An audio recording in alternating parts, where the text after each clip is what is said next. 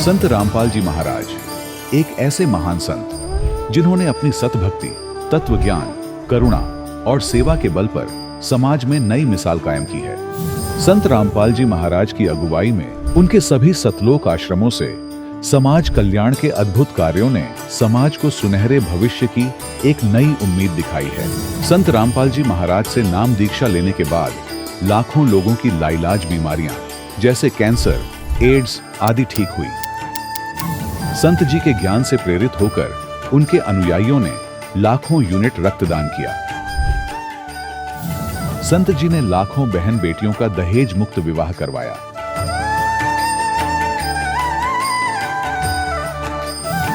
संत जी ने लाखों लोगों का नशा छुड़वाया, करोड़ों उजड़े परिवार बसे।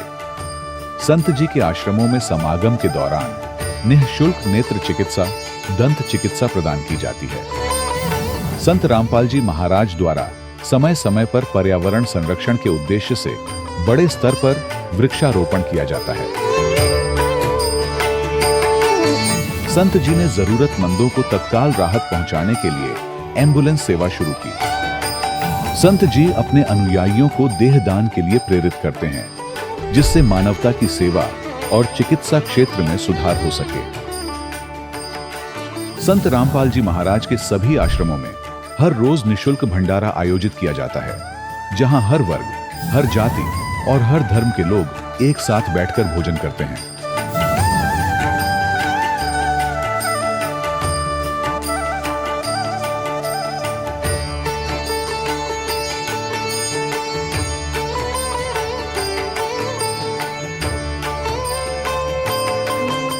संत रामपाल जी महाराज की अन्नपूर्णा मुहिम ने गरीब और बेसहारा लोगों के जीवन में एक नई ऊर्जा और उम्मीद को जन्म दिया है। घर घर खाद्य सामग्री और जरूरी मदद पहुंचाकर संत रामपाल जी महाराज ने लोगों को दुख और मजबूरी से लड़ने की ताकत प्रदान की है।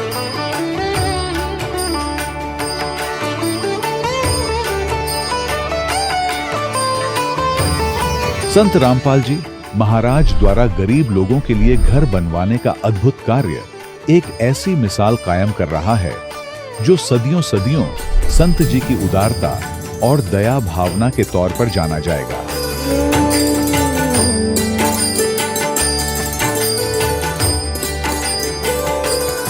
संत रामपाल जी महाराज ने हरियाणा सहित भारत के कई राज्यों में आई भीषण बाढ़ से अनेक गांवों और किसानों को बड़ी राहत दिलाई। तत्काल लाखों फुट पाइप और हजारों मोटर उपलब्ध कराकर किसानों के खेतों और गांवों में भरे बाढ़ के पानी को बाहर निकालकर उनको नया जीवन दान प्रदान किया। आज संत रामपाल जी महाराज को किसानों के मसीहा के तौर पर देखा जा रहा है। जगह जगह उनके लिए सम्मान समारोह आयोजित हो रहे हैं। संत रामपाल जी महाराज के आश्रम में हजारों बुजुर्गों को सम्मान और प्यार के साथ जीवन जीने का अवसर मिलता है। उनके खाने, रहने और स्वास्थ्य की पूरी जिम्मेदारी संत रामपाल जी महाराज उठाते हैं। अनाथ बच्चों के लिए संत रामपाल जी महाराज के सभी आश्रम किसी वरदान से कम नहीं। यहाँ उन्हें शिक्षा, संस्कार और भविष्य के लिए बेहतर अवसर प्रदान किए जाते हैं। चाहे बाढ़ हो, भूकंप या महामारी, संत रामपाल जी महाराज और उनके अनुयायी हमेशा ही जरूरतमंदों के लिए सबसे आगे खड़े रहते हैं।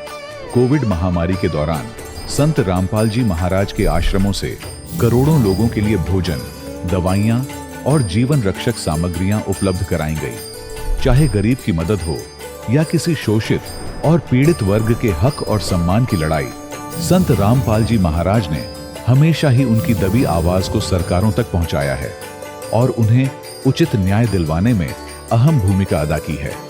समाज में आध्यात्मिक और सामाजिक मूल्यों के प्रति जागरूकता लाने में संत रामपाल जी महाराज हर कदम पर मानवता के सच्चे सेवक साबित हुए हैं।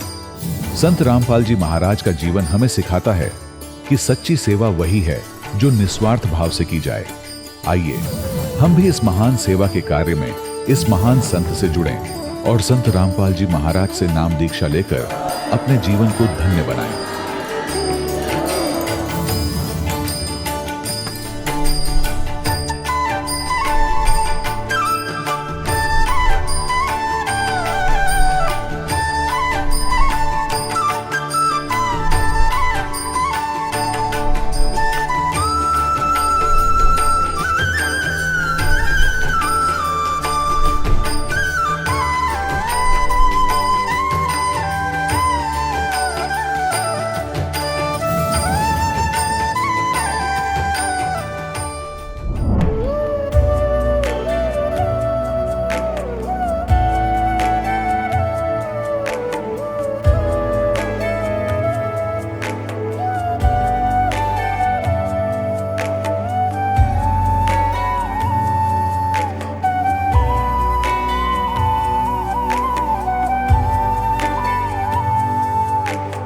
गीता 18 के श्लोक नंबर 62 में भगवान स्वयं कह रहे हैं कि अर्जुन उस परमेश्वर की शरण में जा जिसकी कृपा से परम शांति व शाश्वत स्थान अर्थात सतलोक को प्राप्त होगा।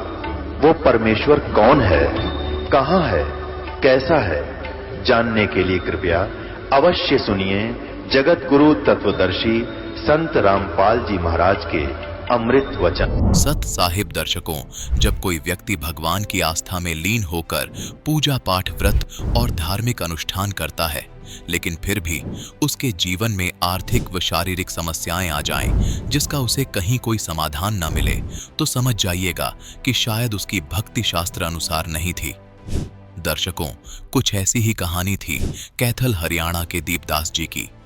इन्होंने जीवन में कई धार्मिक रास्ते आजमाए, लेकिन मन की सच्ची शांति, परमात्मा की पहचान और जीवन का समाधान कहीं नहीं मिला। लेकिन जब इन्होंने संत रामपाल जी महाराज से वेद शास्त्रों का असली ज्ञान सुना, तो दीप जी ने अंततः संत रामपाल जी महाराज से नाम दीक्षा ली और उनके जीवन में चमत्कारी बदलाव आने लगे। शारीरिक रोग दूर हुए और मन को शांति मिली। दर्शकों, आखिर क्यों आज लाखों लोग अपने धर्म में प्रचलित पुरानी साधनाओं को छोड़कर संत रामपाल जी महाराज द्वारा दी गई भक्ति साधना को अपना रहे हैं? आखिर इसके पीछे की सच्चाई क्या है? आइए सुनते हैं दीपदास जी की कहानी इन्हीं की जुबानी। जी नमस्कार। सर नमस्ते। जी क्या नाम है आपका? सर मेरा नाम दीप है, मैं गांव जड़ोला, जिला कैथल, हरियाणा से हूँ। हम ये जानना चाहेंगे कि संत रामपाल जी महाराज से नाम दीक्षा लेने से पहले आप क्या भक्ति साधनाएं करते थे? सर अगर आप बात करते हो संत रामपाल जी महाराज की शरण में आने से पहले मैं क्या साधना करता था, तो ये बहुत ही लंबा चौड़ा विषय है। सबसे पहले मैं बता दूं कि आपको, मैं 2004 में क्रिश्चियन बन गया था। मैं 8 साल तक चर्चों में गया, काफ़ी मेडिटेशन करी और बाइबल के ऊपर भी काफ़ी रिसर्च किया। वहाँ पे जब भी जाते थे तो बहुत कुछ महसूस भी हुआ वहाँ पे, जो वाइब्रेशन बोलते हैं जिसको, वो वाइब्रेशन भी महसूस किया। उसके बाद क्या हुआ, मैं एक बुद्धिस्ट के संपर्क में आया। उन्होंने मुझे बताया कि बुद्धिज्म क्या होता है, आत्मा क्या होता है, परमात्मा क्या होता है, आत्मा और परमात्मा का कोई रिलेशन है या नहीं है, आत्मा और परमात्मा है या नहीं है। तो ये सब बातें जानने का मैं इच्छुक हुआ। मैंने विपस्सना साधना कोर्स भी किया है एक। उसमें क्या होता है, वे मेडिटेशन करवाते हैं। मैंने 10 साल तक मौन रह के वो मेडिटेशन भी किया। और ये तो बात एकदम पक्की है कि जो बुद्धिज्म में चला गया वो नास्तिकता की तरफ चला गया, तो मैं नास्तिक भी हो गया वहाँ पे। 1-1.5 साल में नास्तिक भी रहा, और जो भी मेरे सामने परमात्मा और आत्मा की बात करता, उनको मेरा एकदम सटीक जवाब होता। पता नहीं कहाँ से वो तर्क वितर्क करने की शक्ति अंदर से उमड़ के आ जाती। मैं 1 मिनट में ये बोल देता था, ना आत्मा ना परमात्मा, और ना इनके बीच में कोई रिलेशन अगर होते भी हैं तो। संत रामपाल जी महाराज से कब जुड़े? सर जैसा कि मैं आपको बता चुका हूँ, मैं बहुत ज़्यादा भटक रहा था, क्योंकि मेरे अंदर वो तलब थी, मेरी आत्मा के अंदर वो तलब थी कि मैं परमात्मा को देखूँ अगर होता है तो। और हमारे एक भगत जी हैं, वो 1.5 साल तक मेरे पास आते रहे। मैं आयल्स पढ़ाता हूँ पेहवा के अंदर। तो उन्होंने मुझे बताया कि आत्मा क्या होती है, परमात्मा क्या होती है और सच्चा ज्ञान क्या है। 1.5 साल तक उन्होंने मुझे समझाया, और मैं वही व्यंग कसता था जो एक नास्तिक होने के नाते कसने चाहिए।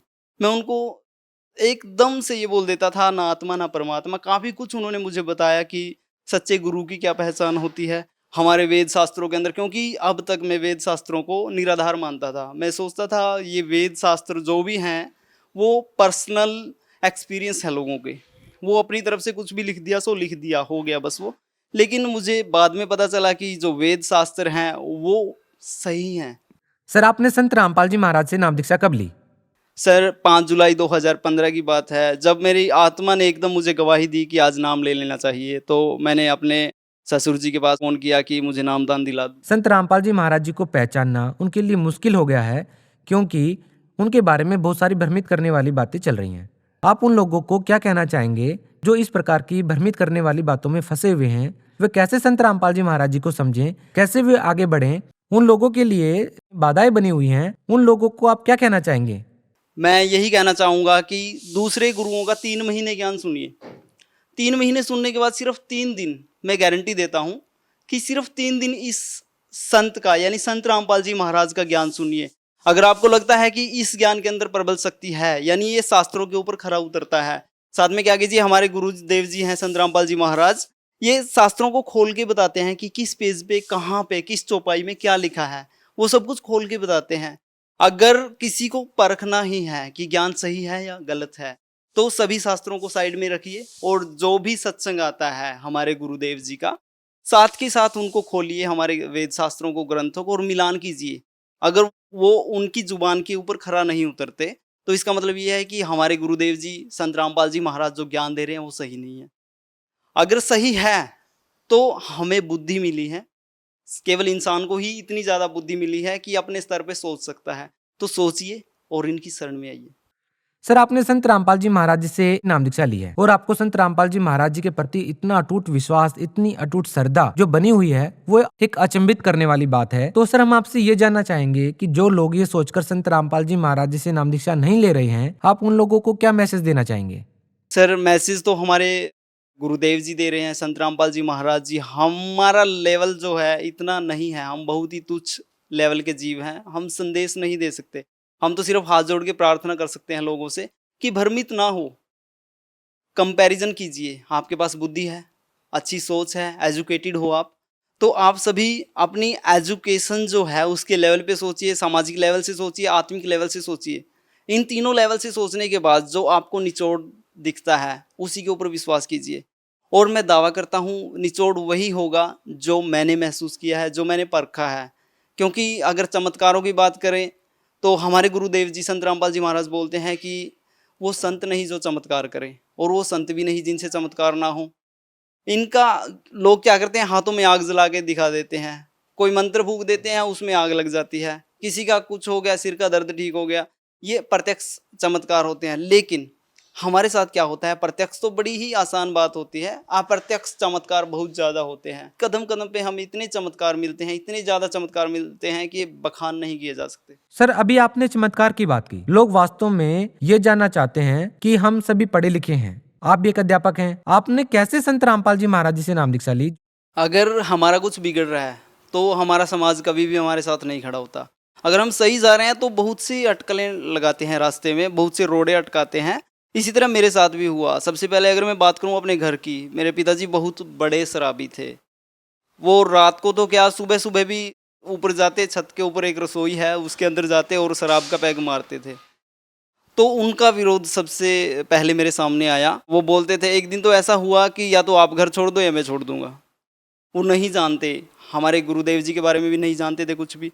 और बाहर समाज ने भी काफ़ी लोग जो मेरे संगत के थे, जिन बैठता उठता खाता पीता था और पार्टियों में भी जाता था, काफ़ी बातें करते थे, हम बैठ के सारी सारी रात निकाल देते थे, उन्होंने बहुत ज़्यादा विरोध किया। सेम लैंग्वेज, जब मुझे ज्ञान नहीं था, जब मैंने नामदान नहीं लिया था, मैंने बहुत कुछ गलत बोला था।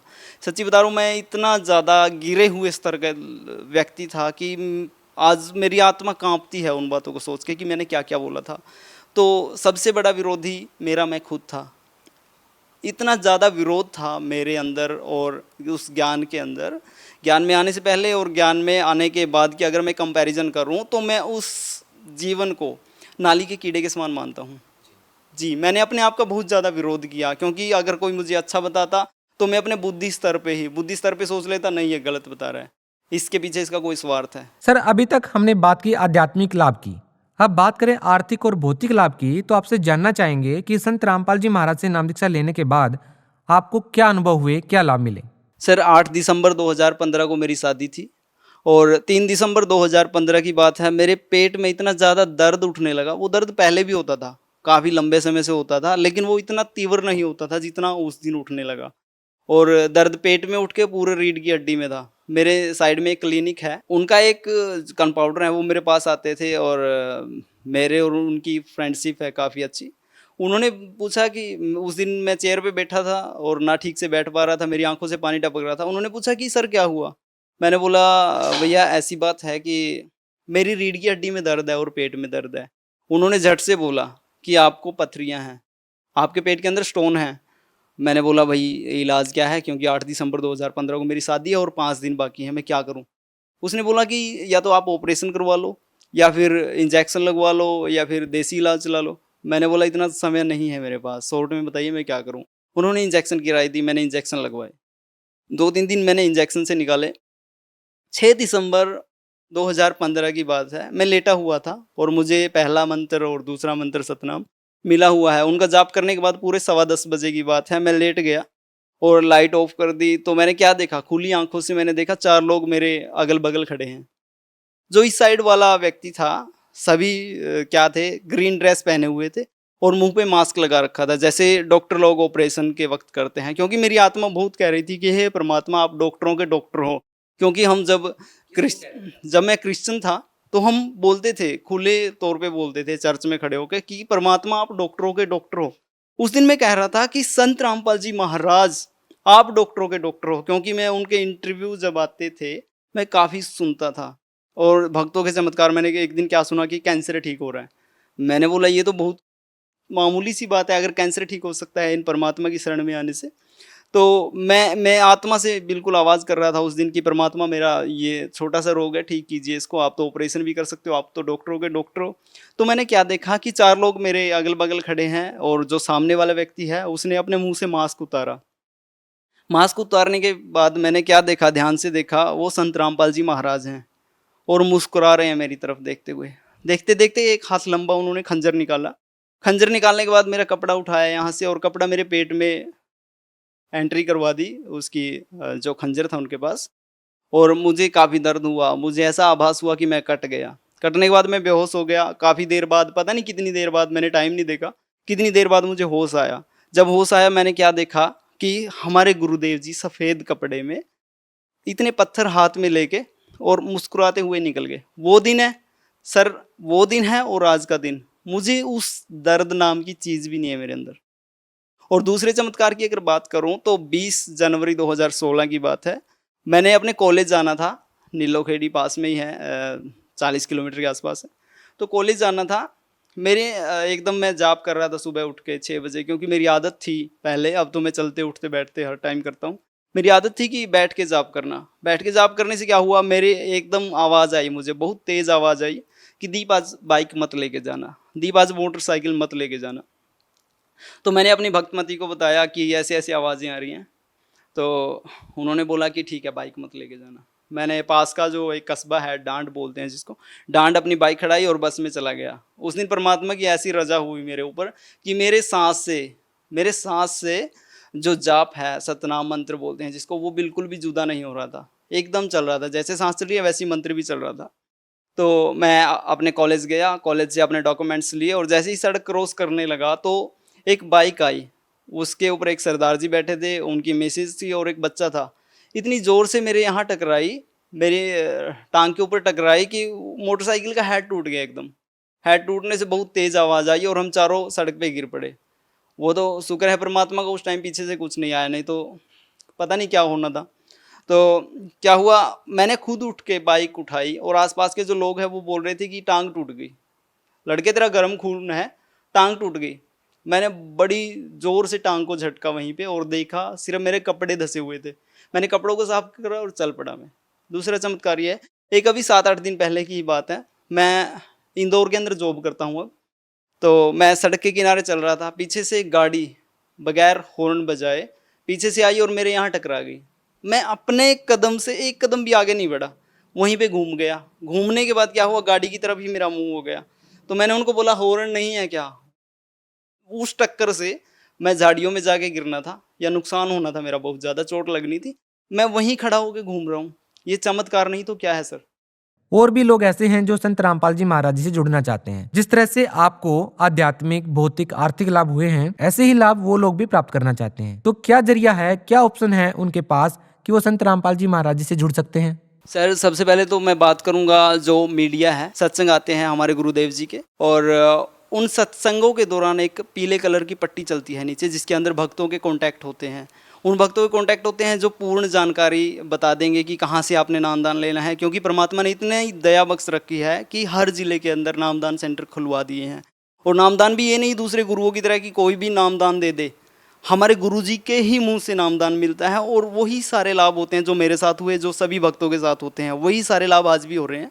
और दूसरी बात करता हूँ कि प्रचार जो भक्त लोग कर रहे हैं, हमारे भक्त, ज्ञान गंगा, गीता तेरा ज्ञान अमृत, और भी बहुत सारी पुस्तकें हैं, बहुत से किताबें हैं, इंग्लिश, हिंदी और सभी लैंग्वेजेस में हैं। तो वो पढ़िए, भक्तों से ग्रहण कीजिए और अपना कल्याण करवाइए। बहुत बहुत धन्यवाद। सत्संग। दर्शकों, अभी आपने सुने संत रामपाल जी महाराज से दीक्षा प्राप्त करके सुखी हुए भक्त के अनुभव। अब देखिए जगत गुरु तत्वदर्शी संत रामपाल जी महाराज के मंगल प्रवचन। कि धन है ऐसी नगरी जहां पर ऐसे महापुरुष का आगमन हुआ। संत रूप में शंकर भगवान बता रहे। 7 बार चर्चा करी और बोले बालक बहने, शिव को कर मस्तक धर्या हाल्या वो मोमन एक धेनु। अनब्यावर को दूहत है दूध दिया तत्काले। कंवारी को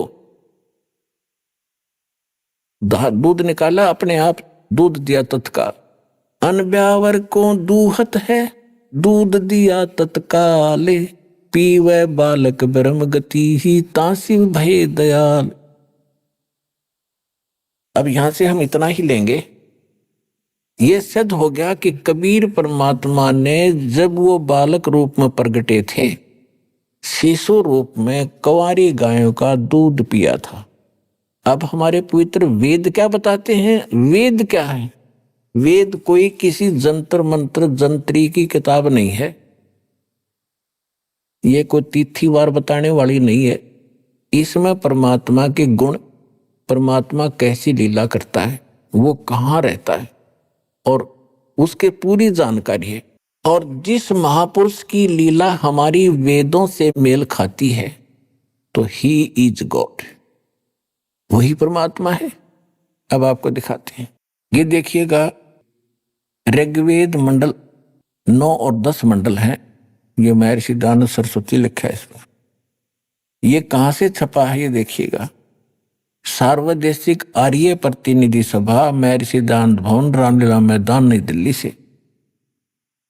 ये इनके फोन और फैक्स नंबर है और ये यहां से छपा है। Prince offset printers, 1510 Pataudi house, त्रियागन, नई दिल्ली से। अब इसके ऋग्वेद मंडल नंबर 9 का और सूक्त नंबर 1 का मंत्र नंबर 9 आपके रूबरू करते हैं। ऋग्वेद मंडल नंबर 9 और ये सूक्त नंबर 1 है। प्रथम से सुक्त से प्रथम सूक्त है। अब इसके हम 9 नंबर पे चलते हैं। ये 9वां श्लोक लेते, ये देखिएगा। ऋग्वेद मंडल नंबर 9 सूक्त 1 और मंत्र नंबर 9, ये 9 है। अभी अधन्या उत्सृणति धेनव, धेनव शिशु, ये शिशु शब्द लिखा है। सोम इंद्राय पातवे। अब एक कमाल की बात देखो, परमात्मा ने कैसी लीला की है। यदि ये दास अनुवाद करता इन वेदों का, हमने तो करे रखा था तुम्हारे भगवान की लीला, हमने पता कि कबीर इज गॉड, परमात्मा की महिमा में लिखी, आंखों देखा, संतों ने बता दिया। लेकिन आप जी का विश्वास नहीं होता जब तक वेदों में ना मिलता। अब वेद क्या बता रहे हैं? और ये अनुवाद करता भी वो महर्षि दानंद के चेले हैं, और महर्षि दानंद है इनका, और ये खुद भगवान को निराकार मानते हैं। इन्होंने कोशिश भी की है अड़ंगाकरण की, अनुवाद की, लेकिन कहते हैं चोर चोरावे तुम बड़ी गड्ढे पानी में, वो गड्ढे हुआ ऊपर आवे न सच्चाई छनी। इन्होंने खूब कोशिश की अपना अज्ञान के आधार से इनका अनुवाद अड़ंगा करने की, लेकिन छुपा नहीं सके सच्चाई को। देखना, ये खुद अनुवाद कर रहे हैं। उस सोम माने इन्हें कर दिया सोम स्वभाव वाले पुरुष को। देखो कमाल के आदमी है ये। अब सोम माने परमात्मा, 6 जगह लिखे पाओगे। देखिए इसी 9वें अध्याय का 9वें मंडल का ये प्रथम मंत्र है, ये वाला, और इसमें सोम शब्द है। ये सोम, इसमें सोम माने सोम स्वभाव परमात्मन, यानी सोम का अर्थ है परमात्मा, शीतल सर्व शांतिदायक परमात्मा। सोम माने चंद्रमा भी होता है, लेकिन यहां परमात्मा की महिमा चल रही है। सोम माने परमात्मा। तो यहां इन्होंने क्या डंगा कर दिया? ऋग्वेद मंडल नंबर 9 सूक्त 1 मंत्र 9 में सोम इम माने उस सोम माने सोम स्वभाव वाले पुरुष को हम कहेंगे उस सोम स्वभाव वाले परमात्मा को जो शिशु रूप में धारण करके कुमार अवस्था में अभी अधन्या, अभी माने सब प्रकार से यानी पूर्ण रूपेण, अधन्या माने अहिंसनीय नहीं, अधन्या माने बिना धनाई, धेनो माने गौवे तृप्त करती है। बता, अभी ने खूब कोशिश कर ली बकवाद करने की, लेकिन छुपा नहीं सके। सीधा सा अर्थ है, परमात्मा 3 प्रकार से लीला करता है। इसी में लिखा है कि वो परमेश्वर जब यहाँ सर्व उत्पादक प्रभु एक लीला करने के लिए जब यहाँ प्रकट होता है, सशरीर आता है और वो 3 प्रकार के सतिथि से सबका धारण पोषण करता है। एक शरीर में तो सतलोक में रहता है, वहां तो बहुत तेजों में शरीर है, 1 रोमकूप में करोड़ शरीर मिला दे, करोड़ चंद्रमा, इतना नूर है। फिर हल्का तेजपुंज का रूप बनाकर वो 2 प्रकार से और लीला करता है। एक तो करता है शिशु रूप धारण करके एक लीला प्रत्येक युग में ऐसी ही करता है, कमल के फूल पर प्रकट होता है तालाब के अंदर, जिस कारण से उसको नारायण भी कहा जाता है। नारायण माने जल के ऊपर आके विराजमान होने के कारण भगवान नारायण कहलाता है। और वहां से ये ऐसे निसंतान दंपत्ति प्रत्येक युग में उनको उठा ले जाते हैं। वहां फिर वो लीला करता है, एक मनुष्य की तरह जीवन जीता है, ज्ञान प्रचार करता है। और दूसरी प्रकार का फिर वो कभी भी कहीं पर भी जिंदा महात्मा संत साधु का रूप धारण करके और आके प्रकट हो जाता है, अच्छी आत्माओं को ज्ञान देते हैं, उनको सतलोक ले जाते हैं, फिर अपने गवाह बना के छोड़ जाता है। इस प्रकार वो लीला करता है। तो जब वो शिशु रूप धारण करके वो परमात्मा लीला करने आता है, तो उस समय उनकी परवरिश की लीला, उस बालक रूप में प्रकट परमात्मा की परवरिश की लीला कंवारी गायों के द्वारा होती है। फिर देखो वेद क्या बता रहे हैं, उस सोम स्वभाव वाले पुरुष को यानी परमात्मा को, जो शिशु कुमार अवस्था में ही अभी यानी सब प्रकार से पूर्ण, अधन्या माने बिना धनाई, हमारे यहाँ देसी भाषा में जो गायें बिल्कुल ना ब्याई, गर्भ ना धारण किया हो, उसको क्या करें, अधन्या यानी बिना धनाई, उसने बैल ने टच नहीं किया। तो ये अभी अधन्या यानी कति भी टच ना करी हो कंवारी गौवे, ध्यान में माने गौवे, अभी माने सब प्रकार से, यहाँ पे लिख रही है कुमार अवस्था में यानी बालकपन में सभी प्रकार से, अधन्या माने बिना धनाई यानी कंप्लीट कंवारी, धेनव माने गौवे तृप्त करती है, उनके पालन की लीला कंवारी गायों से होती है। अब who is God? Kabir is God.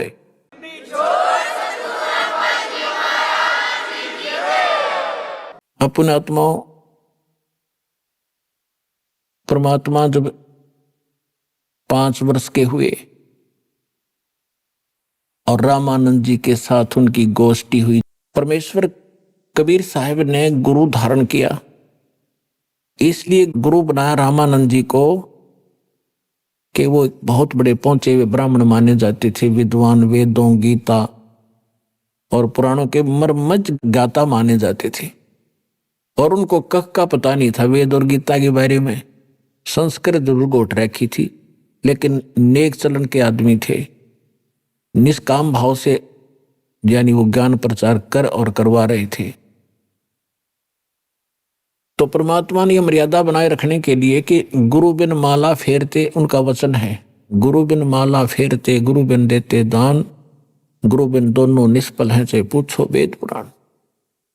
अब परमात्मा यदि उस समय गुरु धारण नहीं करते स्वामी रामानंद जी को, तो अब जैसे ये शिवदयाल जी हैं राधा स्वामी वाले, राधा स्वामी पंथ के प्रवर्तक, जहां से ये पंथ चला है राधा स्वामी, फिर उससे निकला सच्चा सौदा सरसार, ये सारे, उनका जो मुखिया था उसका कोई गुरु नहीं था।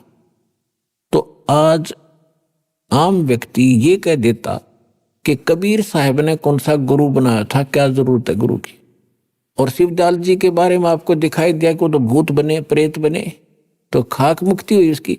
जब एक हेड ऑफ द डिपार्टमेंट यानी पंथ का प्रवर्तक भूत बन गया, तो आगे अन्य क्या बनेंगे उस साधना से। इसमें बार बार कहने की आवश्यकता नहीं, बुद्धिमान को संकेत काफी है। अब परमात्मा ने इसलिए गुरु धारण किया कि आने वाले समय में लोग इस बात को कहीं काल के दूतों का दाव ना लग जा कि कबीर साहब ने कौन सा गुरु बनाया था। और दूसरा ये था कि रामानंद जी एक ब्राह्मण जाति में थे और इतना अभिमान हो गया था उनको अपने ज्ञान का कि वो किसी की बात सुनने को तैयार नहीं थे। और मालिक को पता था कि जिस जीव का नाश होगा, और ये पिछले जन्मों में मेरी सेवा कर रखी है इसने, सतयुग के अंदर ये विद्याधर ब्राह्मण था और त्रेता के अंदर ये वेद विज ब्राह्मण था, इसने मेरी सेवा कर रखी है, इसको निकालना अनिवार्य है। जिस कारण से परमात्मा ने एक लीला की। जब वो 5 वर्ष के हो गए, एक 2.5 वर्ष के बालक का रूप धारण किया और स्वामी रामानंद जी प्रतिदिन स्नान करने के लिए जाया करते थे गंगा घाट पे, पंच गंगा घाट, जहां पर ये ब्राह्मण लोग विशेषकर स्नान कराया करते थे। तो वहां ऋषि रामानंद जी 104 वर्ष के वृद्ध सुबह सुबह प्रतिदिन मुंह अंधेरा जाया करते थे ब्रह्म मुहूर्त में। गर्मियों का मौसम था। परमात्मा ने 2.5 वर्ष के बालक का रूप धारण किया और पौड़ियों पर लेट गए। अब रामानंद जी अंधेरे में जा रहे थे, गले में उनके कंठी थी, क्योंकि वैष्णव परंपरा के अंदर एक तुलसी के मनिये की एक कंठी होती है, उसको कंठी बोलते हैं। एक ही मनिया होता है पूरे धागे में, उसको कंठी माला बोलते हैं। और वो वैष्णव परंपरा से दीक्षित की एक पहचान होती है। तो रामानंद जी नीचे उतर रहे थे अंधेरे में, कबीर परमात्मा के सिर में खड़ाऊ लगी तो बालक, लीला की बालक वाली, रोने लग गए। रामानंद जी ने सोचा कोई बालक का चोट लागी। साधु संत दयालु होते, एकदम झुके।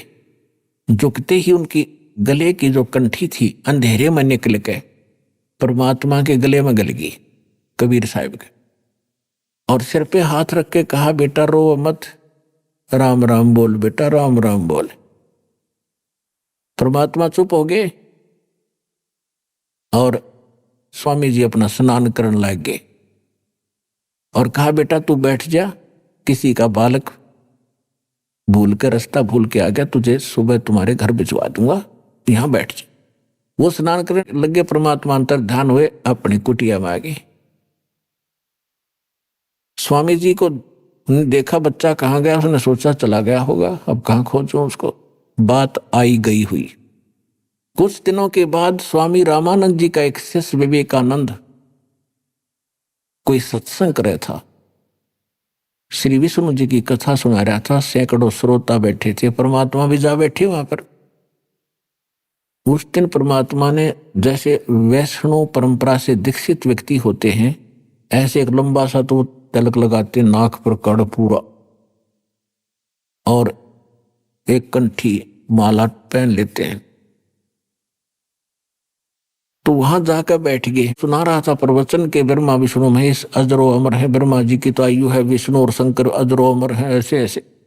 तो परमात्मा ने खड़ा होकर कहा कि स्वामी जी, मेरा एक शंका है, समाधान कीजिए। विवेकानंद जी ने कहा कि बोलो बच्चा, बोलो क्या शंका है। आप कहते हो कि ब्रह्मा विष्णु महेश अजरो अमर हैं, क्या इनके माता पिता भी हैं? कौन ब्रह्मा का पिता है, कौन विष्णु की माँ, शंकर का दादा कौन है, पंडित जी दे बता। अब यहाँ के सारे फेल हैं, कि अजरो अमर है, अविनाशी है, इनके कोई माता पिता नहीं है, तरह लीला करते हैं। तब परमात्मा ने कहा कि मैंने एक दिन शिव पुराण सुना था, एक ब्राह्मण पढ़ा था, और उसकी रुद्र संहिता में लिखा हुआ है कि काल रूपी ब्रह्म से और शिवा के संयोग से विष्णु जी की उत्पत्ति हुई, ऐसे ब्रह्मा जी की भी उत्पत्ति हुई। आप कहते हो स्वामी जी की कोई माता पिता नहीं है। अब उसके तो पैरों के नीचे की जमीन निकल गई, सामने बेइज्जती हो रही, क्यों बड़ा विद्वान पाक गया था। तो उसने कहा कि तूने कैसे पढ़ा पुराणों को? परमात्मा बोले, मैंने पढ़ा नहीं, मैं कहता हूं मैंने सुना।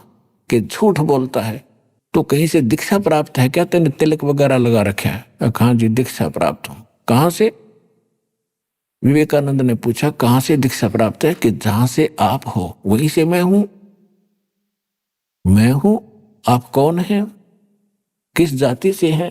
परमात्मा तो बोले नहीं, उससे पहले श्रोता ही कहने लगे कि नीरू का लड़का है, दानक का, जुल्हाई का।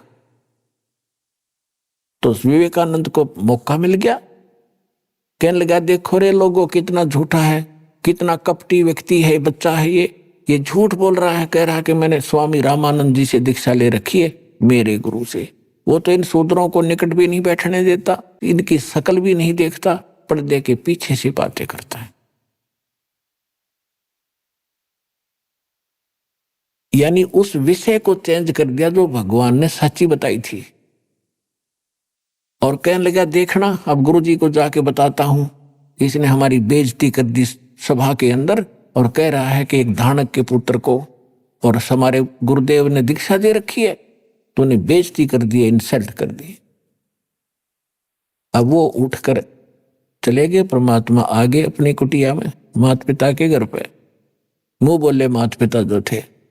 उधर से उस विवेकानंद ने स्वामी रामानंद जी से जाकर कहा, साथ में 20, 30, 50 और चेले ले गए वहां के श्रोता, और सभी ने एक सुर में कहा कि महाराज हमारी तो नाक काट दी, हम तो बाहर निकलने जोगे नहीं छोड़े।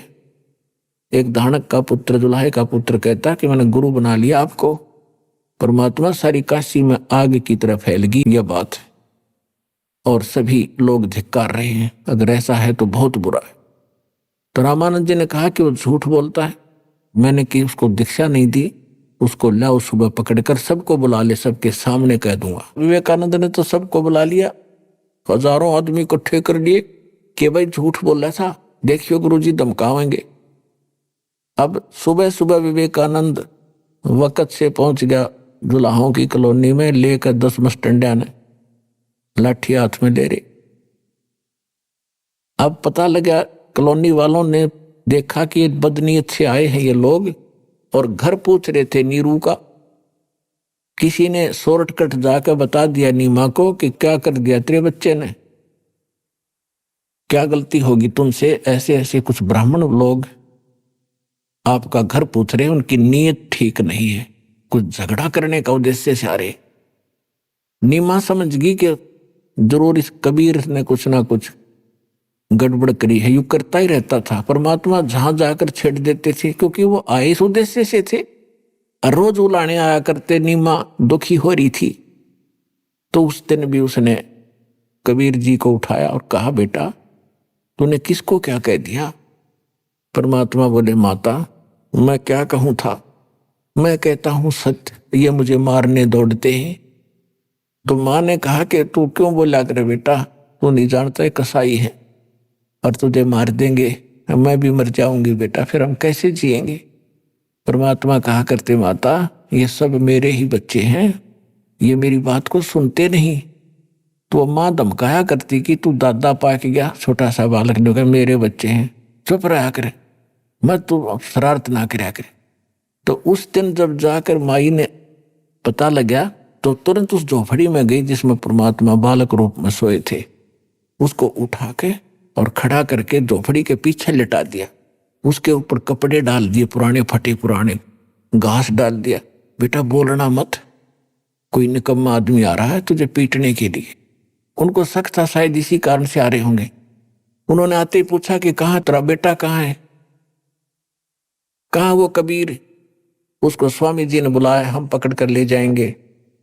तो वो कहने लगे, जी क्या बात होगी, मेरे बेटे ने ऐसी क्या गलती कर दी, कुछ कारण तो बताओ। कहने लगे वहां पता चलेगा कारण का। अंदर घुस गए, माई ने बताया नहीं, अंदर घुस गए कुटिया में, उथल पुथल कर दी, डंडे के साथ चारपाइयों को उछल दिया, कपड़े कुपड़े उछलने लग गए, कहाँ है, जोर जोर से चिल्ला रहे थे। परमात्मा पीछे छुपा रखे थे, उन्होंने सोचा ये बुढ़िया ने घना दुखी करेंगे माँ बाप को।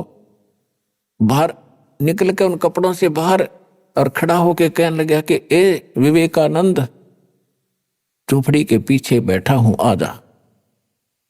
वो एकदम भाग कर गए, देखा तो वो पकड़ दिया। अब माता ने सोचा मैं बचाऊं, अपने बच्चे का बचाव करूं। बच्चे की बांह पकड़ दी, लिपट गई, उसको डंडों से पीट पीट कर मूर्छित कर दिया। नीरू को पता चला तो भागा, वो आया, आगे से चलकर उसने भी पकड़ने की चेष्टा की, उसको भी मार पीट कर कंडम करके वो ले गए। अब रामानंद जी के सामने जाके खड़ा कर दिया। रामानंद जी ने पर्दा लगा रखा था, अपनी झोपड़ी में आग गए, सामने कबीर साहब खड़े कर दिए 5 वर्ष के बाद। विवेकानंद जी ने कहा कि देखो स्वामी जी, ये नीरू का लड़का कबीर आ गया है। अंदर से ही झोपड़ी के अंदर से पर्दा लगा रखा है, परमात्मा बाहर खड़े और वहां प्रसन्न उत्तर करते हैं। अब गरीबदास जी ने कितना अच्छा चित्रार्थ किया है वो सुनाते। आडा पर्दा लाए कर रामानंद बोजनते, दास गरीब कुलंग छवि वो अदर डाक को दंते। पर्दा लगा के आगे और अंदर से पूछ रहा है और गुस्से में हो रहा है और कहता है, कौन जात कुल पंथ है, कौन तुम्हारा नाम है। दास गरीब आधीन गति, फिर बोलत है बलि जाऊं मैं। रामानंद जी गुस्से में पूछ रहा है कि तेरी कौन जात है, तेरा कौन माँ बाप है, तेरा नाम क्या है। तो परमात्मा बाहर से बालक रूप में क्या बोल रहे हैं, जात हमारी जगत गुरु और परमेश्वर है पंथ, दास गरीब लिखत पढ़ मेरा नाम निरंजन कंथ। परमात्मा ने कहा कि मेरी जात पूछते हो स्वामी जी, तो मैं जगत गुरु हूं, सबको ज्ञान देने के लिए आया हूं। और मैं किस पंथ से संबंधित हूं, मैं परमेश्वर पंथ है मेरा। एक ईश, एक ईश्वर, एक परमेश्वर। गीता अध्याय नंबर 15 के श्लोक नंबर 16 और 17 में 3 पुरुष हैं, 3 ईश हैं, 3 पुरुष हैं। ईश कहो सरपुरुष, इसको ईश समझो, 21 ब्रह्मांड का स्वामी ये ब्रह्म है। और अक्षर पुरुष ये 7 संग ब्रह्मांड का स्वामी है, इसको ईश्वर समझो, उस ईश से श्रेष्ठ। और तीसरा परम अक्षर ब्रह्म है, वो परमेश्वर है, इन ईश से भी श्रेष्ठ, ईश्वर से भी श्रेष्ठ परमेश्वर। तो कहते हैं मेरा जो मार्ग है उस परमेश्वर वाला है। जात हमारी जगत गुरु और परमेश्वर है पंथ, दास गरीब लिखत पढ़ मेरा नाम निरंजन कंथ। और वेदों में जो लिखा है ना भगवान ने, वो मैं ही हूं। अब इस बात का दुख हो गया रामानंद जी को कि छोटी सी जाति में उत्पन्न लड़का और कैसी बकवास कर रहा है। रे बालक सुन दुर्बुद्धि, घटमट तन आकारे, दास गरीब दर्द लगा जब हो बोले सिरजनहारे। परमात्मा ने अपने आप को परमात्मा कह दिया तो रामानंद जी का घना दुख हो गया। कहने लगा, रे बालक सुन दुर्बुद्धि, ए बुद्धि भ्रष्ट बालक। और रामानंद जी भगवान को कैसा मानते थे, जैसे आपका और हमारी बुद्धि का सतर था, ऐसा ही इन विद्वानों का सतर था। विष्णु जी के पुजारी हैं, मूर्ति दे रखी है और भगवान को निराकार माना करते थे। तो यहाँ इसी दृष्टिकोण से स्वामी रामानंद जी कह रहे हैं, रे बालक सुन दुर्बुद्धि, घटमट तन आकार। तो दिखाई देता तेरा शरीर है, और दास गरीब दर्द लगा जब हो बोले सिरजनहार। कि तेरा शरीर है तो अपने आप को भगवान कहता है। तुम मोमन के पालवा, तेरा जुल्हे के घर बासे, दास गरीब अज्ञान गति एता दृढ़ विश्वास। रामानंद जी क्या कह रहे हैं कि तुम मोमन, मोमिन माने मुसलमान के घर तो टुकड़ों पर पलने वाला, और एक धानक के घर तेरा जन्म, और अपने आप को तू भगवान बताता है। मान बड़ाई छोड़े कर बोलो बालक बहने, दास गरीब अदम मुखी एता तुम गठ फैने। तरक तलु से बोलते रामानंद सुरज्ञाने, दास गरीब कुजात है ये आखिर नीच निदान। रामानंद जी कितनी ओछी गालियों पर उतराया कि ये कुजात है। कुजात माने इसकी जात का नहीं पता, ये पड़ा मिला था कहीं पर और ये बोल रहे ऐसी ऊंची ऊंची बात कह रहा है।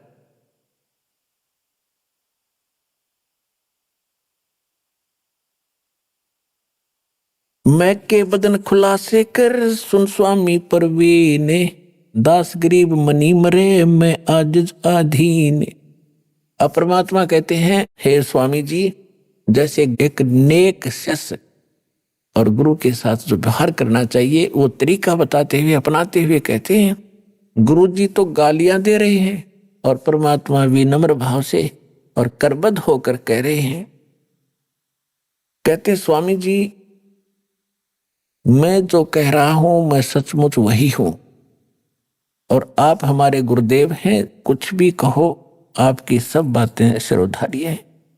मैं अवगत गत से पहरे और चार वेद से दूरे, दास गरीब दसों दिशा सकल सिंध भरपूरे।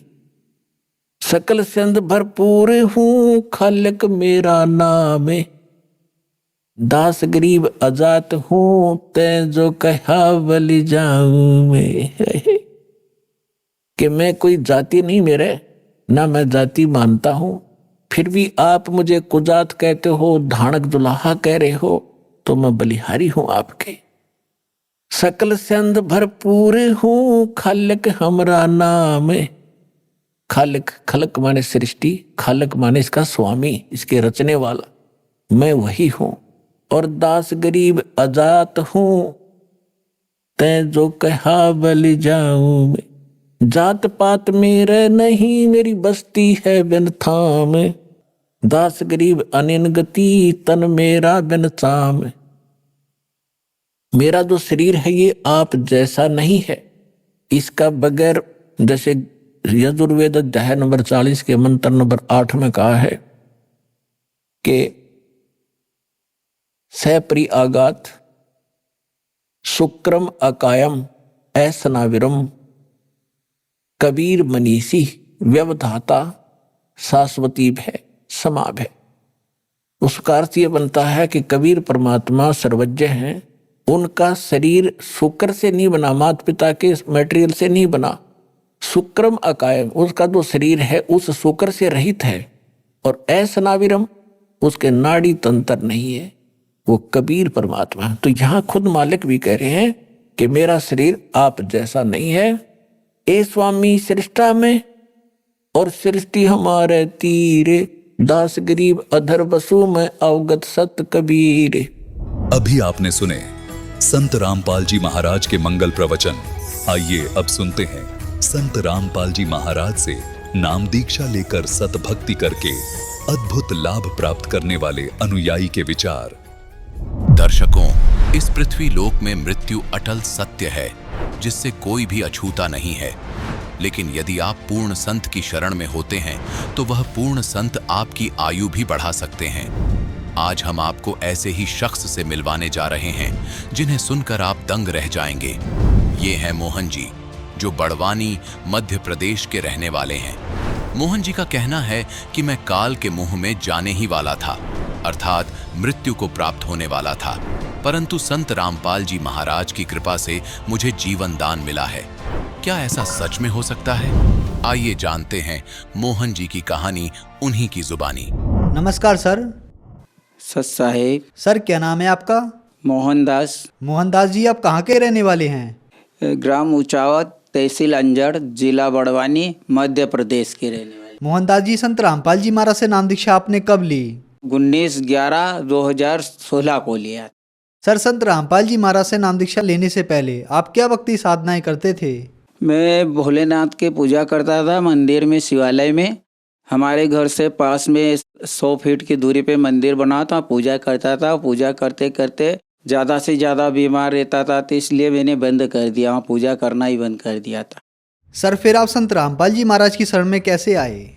गुरु जी की शरण में इससे आए कि हमारा एक भांजा रहता था बड़वानी में, वो गुरु जी से नाम लिया हुआ था। तो वो जब भी आता था हमारे बोलता था कि यार ऐसा मत करो, आप गुरु जी से सत्संग सुनो और उसके बाद गुरु जी की शरण में आओ तो आपको फायदा होगा। हमने बहुत दिन तक उसके सुनी और पुस्तक उसने हमारे को दी थी, एक पुस्तक भी पढ़ी हमने।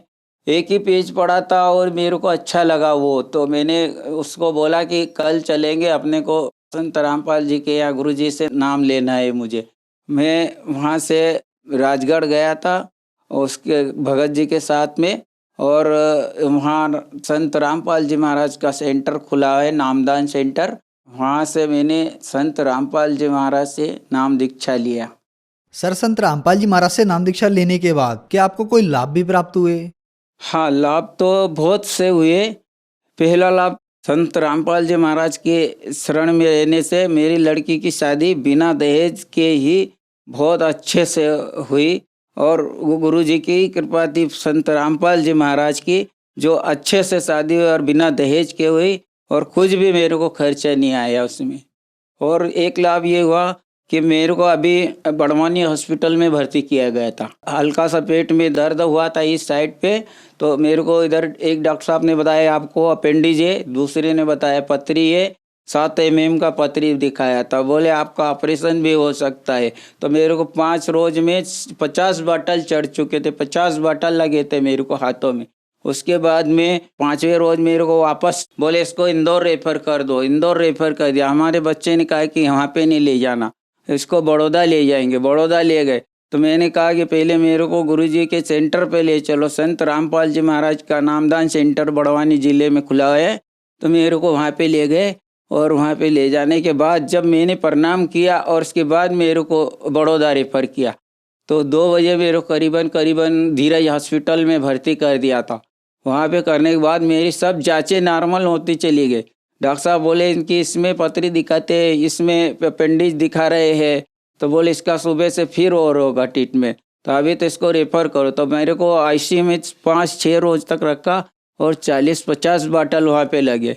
उसके बाद में फिर मेरे को तीसरे रोज बोला कि आपका फिर से एक्सरा और सीटी स्कैन होगी। सीटी स्कैन हुआ, उसके बाद में वो सब पूरे नॉर्मल आए तो उस रोज फिर और वापस रिटर्न मेरे को आईसीयू में कर दिया गया। आईसीयू में रखा 1 रोज और, तो संत रामपाल जी महाराज की ऐसी कृपा हुई कि रात के 2 बजे मेरे पलंग के पास खड़े हो गए आके और बोले कि बेटा तुम्हारा कल हम छुट्टी करवा देंगे, 9 बजे आप फिक्र मत करो। और वास्तव में 9 बजे उसके पहले डॉक्टर आके सब खड़े हो गए मेरे पास में।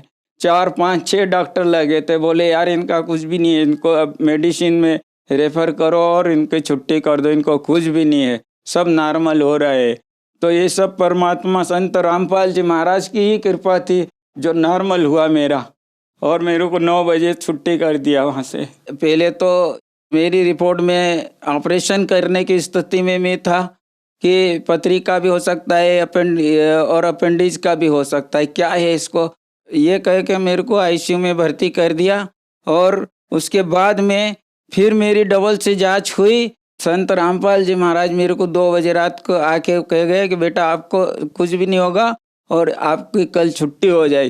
फिर मेरा डबल से चेकअप हुआ दूसरे रोज, और पूरी सीटी स्कैन हुई और सब पूरा एक्सरे हुए, सब नॉर्मल हुई। ये सब संत रामपाल जी महाराज की ही कृपा से सब कुछ मेरे को हुआ, नॉर्मल हुआ। डॉक्टर सब मेरे पलंग के आसपास सब खड़े होके पूछ रहे थे कि ये कैसे हो रहा है। कल तो इसको पथरी थी, अपने यहाँ की सोनोग्राफी में भी पथरी थी, बड़वानी के इसके हॉस्पिटल में भी पथरी थी, अपेंडिज थी, आज कैसे होगा ये। आप मेरे से डॉक्टर एक पूछ रहा था कि आप किसकी भक्ति करते, किसका नाम जाप कर रहे थे जब हम आपका चेकअप कर रहे थे। मैंने कहा मैं संत रामपाल जी महाराज का ही नाम जाप कर रहा था। तो सब उन्हीं की कृपा से ये नॉर्मल हुआ, परमात्मा की देने जो मेरे को आज मैं यहाँ पे खड़ा हूँ। और दूसरा लाभ ये है, 4 मार्च 2018 को तो मेरी मृत्यु निश्चित हो गई थी। तो मेरे को 4 व्यक्ति जम के आए थे, मेरे दरवाजे पे खड़े थे। मेरी बच्ची थी एक अंजलि, और वो मेरी मिसेस भगतमती भी थी, साइड में खड़ी थी, वो बोल रही थी। मैं उसको बोला कि देखो ये मेरे को लेने के लिए आ गए हैं। तो बोले कि आपका दिमाग खराब हो गया है। बोले, मैंने कहा ऐसा कहीं नहीं है, ये आए हुए। तो मैंने कुछ दिन पहले मैंने संत रामपाल जी महाराज का नाम लिखवा दिया था दरवाजे पे, सच साहेब करके। तो वो देख रहे थे कि बोले ये तो सच साहेब लिखा हुआ है, ये तो कोई और भगत है। तो बोले जाओ 3 में से एक व्यक्ति को भेजा, बोले आप फिर से ऊपर जाओ, फिर पूछ के आना उसको किसको लाना है ऊपर। तो इतने में वो 3 व्यक्तियों ने मेरे को उठाया और ऊपर के लोक में ले गए, मृत्यु लोक में ले गए। वहाँ पे खड़ा कर दिया, धर्मराज के पास खड़ा कर दिया और पूछे कि जाओ। एक व्यक्ति अंदर गया, धर्मराज के पास गया और बोले कि ये इस नाम का भगत आया हुआ है, दरवाजे पे खड़ा है, तो आप देखो उसको। तो वो आए मेरे पास। पहले तो उन्होंने मेरे से ये पूछा कि आप किसकी भक्ति करते हो। मैंने कहा परमात्मा कबीर साहब की भक्ति करता हूँ और संत रामपाल जी महाराज का भगत हूँ। तो बोले कि कब से नाम लिया। मैंने कहा ना तारीख तो मुझे याद नहीं रही थी, तो मैंने उसको बताया नहीं। बोले कि आप जब भक्ति करते हो तो आपके गुरु कहाँ है, ऐसे पूछ रहे थे। मैंने कहा मेरे गुरुजी तो ये खड़े हैं, साइड में पीछे खड़े हैं। तो गुरुजी उधर धोती कुर्ता पहने हुए साइड में खड़े हुए थे और देख रहे थे और उनकी आंखों से आंसू बह रहे थे जब मेरे को पूछ रहे थे। तो बोले आपको कहाँ जाना है। तो मैंने कहा मान को मानसरोवर देखना है, मेरे को बहुत ख्वाहिश थी मानसरोवर देखने की। तो मैंने कहा मानसरोवर देखना है ऊपर के लोग। तो कहे आप ऐसे ही नहीं जा सकते हो। पहले तो यमदूत बोल रहे थे, उसके बाद में गुरुजी आए। जब संत रामपाल जी महाराज ने जिन्हें बताया कि आपकी भक्ति बेटा अभी अधूरी है, फिर से आप भक्ति करो, आपको मैं जीवन दान दे रहा हूँ। आज आपकी मृत्यु निश्चित थी 9 बजे। मैं संत रामपाल जी महाराज की शरण में नहीं होता तो मेरी मृत्यु निश्चित हो जाती। आज ये भगत खड़ा है, दास तो सिर्फ संत रामपाल जी महाराज की कृपा से ही खड़ा है यहाँ पे। पहले हमारे पे बहुत सा कर्ज रहता था और टाइम पे पैसे भी नहीं पास में रहते थे हमारे पास में। जब हम गुरुजी की शरण में आए उस दिन से तो हमारे पास न तो किसी प्रकार की तकलीफ आई, न पैसे का जिक्र होता है। हमेशा हमारे जेब में पैसा 1000-2000 रुपया पड़ा ही रहता है। मालूम नहीं कब कैसा कहाँ से पैसा आता, कब देवा जाता है। और सब ये सब गुरुदेव संत रामपाल जी महाराज की ही कृपा है कि तुरंत मालूम नहीं पड़ता और किसे हो जाता है वो। आज हम संत रामपाल जी महाराज की शरण में रहने से हमारा पूरा परिवार सुखी और संपन्न है और किसी प्रकार की भी कोई भी आपत्ति नहीं आती। मैं बीमार 24 घंटे पहले रहता था, 10-10, 20-20 गोलियां खा जाता था। फिर भी उसके बावजूद मैं आज परमात्मा की दया से 1 नंबर खड़ा हूँ, फर्स्ट क्लास। परमात्मा ही सब कुछ कर सकते हैं, बंदी छोड़ सदगुरु रामपाल जी महाराज। सर, संत रामपाल जी महाराज से नाम दीक्षा लेने के बाद आपको बहुत सारे लाभ प्राप्त हुए, तो जो श्रद्धालु आज आपको देख रहे हैं आप उन्हें क्या संदेश देना चाहेंगे? उनके लिए मैं संदेश यही देना चाहता हूँ कि परमात्मा आए हुए हैं। संत रामपाल जी महाराज मनुष्य अवतार में परमेश्वर कबीर साहब पूर्ण परमात्मा, और परमात्मा से नाम दीक्षा लेके बंदी छोड़ सदगुरु रामपाल जी महाराज से नाम दीक्षा लेके अपना जीवन का मोक्ष करवाए। सर, संत रामपाल जी महाराज से नाम दीक्षा कैसे ले सकते हैं? नाम दीक्षा ऐसे कई चैनलों पे, टीवी चैनलों पे सत्संग चलते हैं, उनके नीचे पट्टी में गुरुजी के सेंटर उनके नंबर दिए जाते हैं। और कई स्थानों पे आजकल तो कृपा की है परमात्मा संत रामपाल जी महाराज ने कि जगह जगह सेंटर खोल रखे हैं। पास के सेंटर से संत रामपाल जी महाराज से नाम दीक्षा लेके अपना कल्याण करवा सकते हैं। बंदी छोड़ भगवान सदगुरु संत रामपाल जी महाराज आए हुए मनुष्य अवतार में धरती पे, उनसे नाम लो और अपना जीवन का कल्याण करवाओ और मोक्ष करवाओ। धन्यवाद सर। अच्छा ही।